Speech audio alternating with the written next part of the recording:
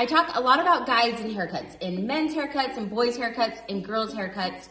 All haircuts have guides, and you are the one that creates the guide. So I want to show you how you create the guide, where you can find the guides, because one guide that you create leads to the next guide, leads to the next guide, and it's all about connecting the dots.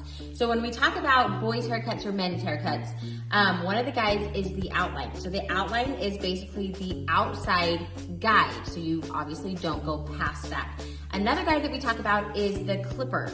So the clipper length guide, I talk about like finding the side length, and that is one of your guides. That is done through the length of the clipper. So once we're done with the clipper, this right here is a guide.